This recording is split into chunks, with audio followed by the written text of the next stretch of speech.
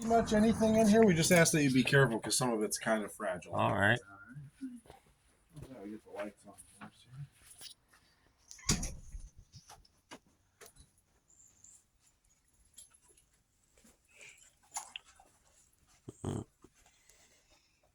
Creepy. Yeah, it's got like a window.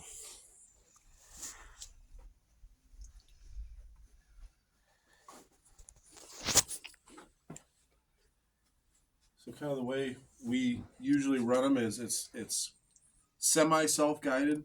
So basically, I follow along with you. When you see something you have a question on, just ask, and I'll do my very best to get it answered for you. All right. And he is a YouTuber. He does. Yep. Gotcha. And TikToker. So. Gotcha.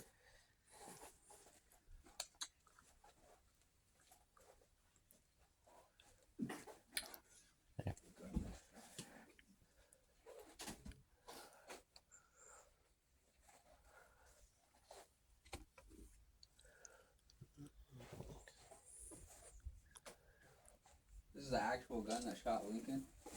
This is just the replica. Just replica. But yeah, that was the exact dimensions of it. Get that in there.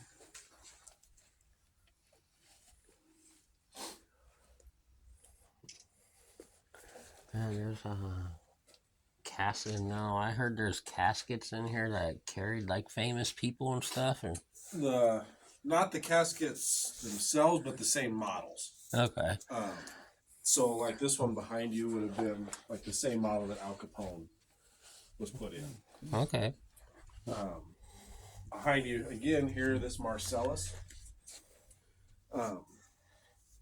There's lots of pretty famous people that are in Marcellus caskets, and they've been used as temporary transfer caskets. So Okay. that'd be a couple examples of that. On the back wall, there's meanie caskets, and that's like these little write-ups here. You can see that the list, like here, it says the first real recognition of this design for the Marcellus Presidential is coming from the funeral, mass, and the burial of JFK. Okay. So those meanies back there, it'll have like some singers, Luther Vandross, and Eric Clapton's son is in a meanie. And meanies are just made up the road in Traer. So Okay. that's kind of cool too. These are really comfortable. Yeah. Check that. Yeah. Like feel comfortable. Yeah, Way, but and that's Going pretty through rare. here, In guys. caskets, a lot of times, they look nice. Baby, Okay. this is what I want. Okay. If you lay in an average casket, if you were to lay in there, after a little while, it wouldn't be real comfortable. But this is kind of the best of the best. Mm-hmm. This is the one I want. I was thinking maybe get rid of them. There you go. Yeah, and Marcellus, they're really expensive now because the factory Nice burned down a guys. few years ago. They were acquired by Batesville Casket Company, which is about the largest casket company in the U.S. They were operating out of upstate New York. Well, then the building caught on fire, and they couldn't financially make it make sense to rebuild. So, no more Marcelluses out coming off the assembly line.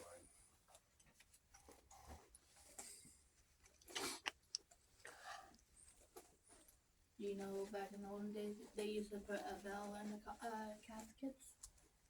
For a certain time frame, Yep. in certain areas, but there's some phrases we use today that come from funeral service, and the one you're talking about is a dead ringer. So if somebody's, you would think like, oh my God, you're just like, this can't be, Another one that I'll bring up while we're talking about it is these cases up top, these wicker. Baskets type Yes. thing. So what they would do is they would bring these to the home and use these to make the removal of the body from the home. So if you ended up in there, you were kind of beyond help. It was over, and they called those a basket case. So when somebody gets called a basket case, it just means like, well, nothing we can do for them. There's another one at the window. So what's going on with these windows on these caskets? What are them? So that was kind of a served a couple purposes. Embalming's been around for a long time, but it wasn't popular for a long time. Okay. So a lot of times somebody could be in there, you could still view them, but if it had been a few days, no air conditioning, there might be some odor going on. And nobody wants to go see grandma or grandpa or mom and dad like that. No. So this gave you the opportunity to still see them without the smell. The second reason was that there was a lot of infectious diseases that were going around, especially 1800s. So that was a way, once again, you could see them and say goodbye without being exposed yourself to whatever they might have had. I always try to point this one out. This is from Meany. We were talking about that casket company up in Traer. So this casket was built in 1965.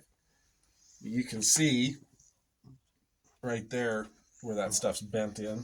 These handles are just for decoration. They're not even designed to be used. This casket weighs 1,100 pounds empty. Wow. They didn't even really design this for people to go in. They made some of these and brought them to like trade shows, and it was basically just to say, look at what we can do. Imagine what we can do with regular steel. Because this is the same material that they make nuclear subs out of. This had to be specially molded and fitted because it's such a heavy duty piece of equipment. But I always kind of like that. And I like to point this one out too. We got this pretty recently. So this is from Wilbert. Wilbert has always been known for vaults, and that's what they still do. But they made a little venture into caskets. So they came out with these. They had one in stainless and they had one in walnut. Same design. Let's see if I can get the handles to do it, but I can't right now. But the handles kind of fold in and fold out. They swing out. And it has a Lloyd's of London insurance certificate with it. And Lloyd's of London is known for like singers that insure their voices. They usually get a Lloyd's of London insurance policy. So it's the real deal. And they didn't last very long. I think they were probably ahead of their time. But they're cool to me the way a DeLorean is cool. It's a lot of angles and it's stainless and it looks cool that way. Nice pink. Yes, pink cloth. Whoa. Yeah, mahogany is like one of the best woods out there. It's pretty.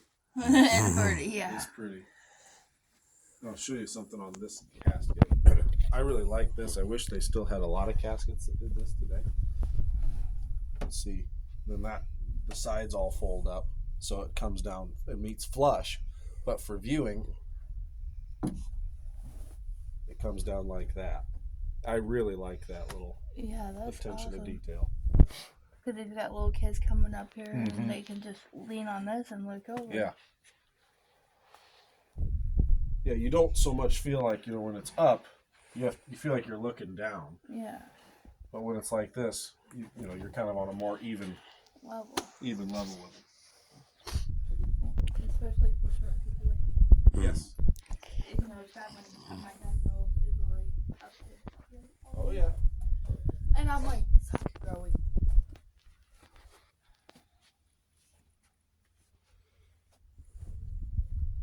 There's still a back room back there.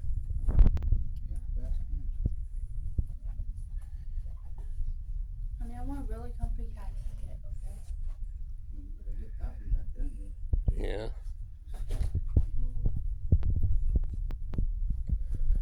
From this room. Go back here, guys. Oh wow. It's just like old stuff.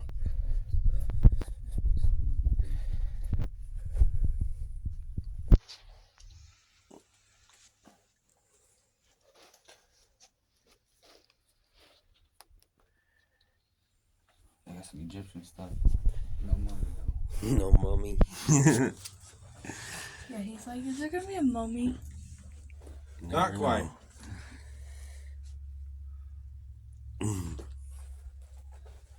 So what's up with all the cars? It just kind of shows some of the different designs through the years. And what's kind of interesting is in a lot of, we don't really have any examples that I can see right here, but a lot of times it'd be something similar to this. The funeral home was also the ambulance service in a lot of towns. So because they already had the car, they could get a cot in the back of the car and transport them safely to a hospital. That looks like the Ghostbusters car. Yes, it does. That's what this one was. Yeah. That one too, yeah. Somewhere we used to have the Ghostbusters car. I don't know where that went. But yeah, so it kind of shows, and over here we don't have a ton of examples, but we have some from other countries. What hearses would look like in other countries, like Southeast Asia, would be something like this. United Kingdom. Be something like that there.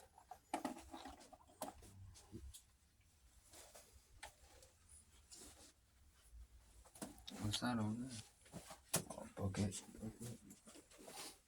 Yeah. Books. Ambulance and funeral vehicles. That's what they got displayed. Yeah, but there's a lot more.